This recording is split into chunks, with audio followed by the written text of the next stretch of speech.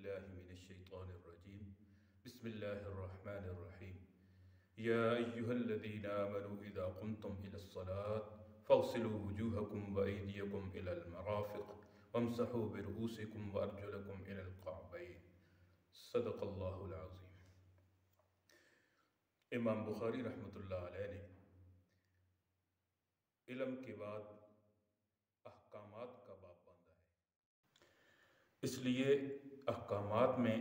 عبادات مقدم ہیں، اور عبادات میں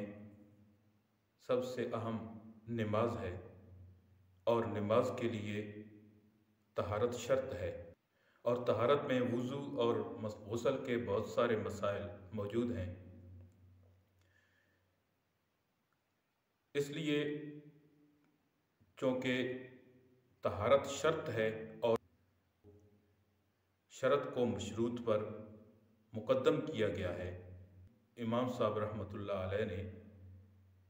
کتاب العلم کے بعد سب سے پہلے